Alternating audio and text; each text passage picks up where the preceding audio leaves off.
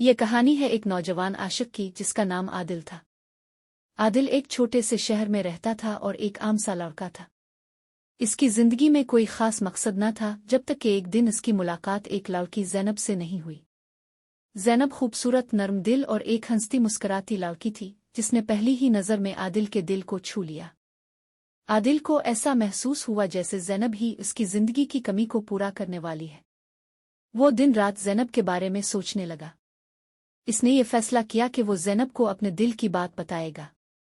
आदिल ने ज़ैनब के करीब जाने और उसके साथ बातचीत करने की कोशिश शुरू की। दोनों के दरमियान धीरे धीरे एक दोस्ती का रिश्ता कायम हो गया।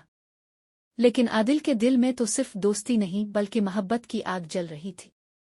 वो दिन रात ज़ैनब के बारे में ख्वाब देखता, इसकी खुशी के लिए अपनी दुआओं में इसका नाम लेता।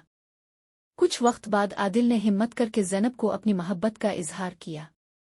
ज़ैनब ने इसे गौर से सुना, फिर आहिस्ता से कहा, आदिल, तुम बहुत अच्छे इंसान हो, लेकिन मैं तुम्हें दोस्त से ज्यादा नहीं देखती। मेरी जिंदगी में कुछ ऐसे ख्वाब हैं जिन्हें पूरा करने के लिए मुझे और वक्त दरकार है, और मोहब्बत के बारे में अभी मैंने कुछ नहीं सोचा। आदिल का दिल टूट गया, मगर उसने ज़ैनब की ख्वाहिश का एहतराम किया और अपनी मोहब्बत को अपनी दिल की गहराइयों में छुपा लिया।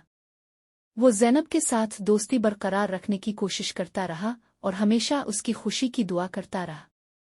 सालों बाद ज़ैनब ने अपने ख्वाब पूरे कर लिए और वो समझ गई कि जिंदगी में जिस मोहब्बत की तलाश थी वो आदिल ही के दिल में थी। ज़ैनब ने आदिल से अपनी मोहब्बत का इजहार किया और दोनों ने मिलकर एक नई जिंदगी का आगाज किया। आदिल की जिंदगी की ये कहानी हमें सिखाती है कि मोहब्बत में सिर्फ हासिल करना नहीं बल्कि कुर्बानी देना और सब्र करना भी मोहब्बत की खूबसूरती है।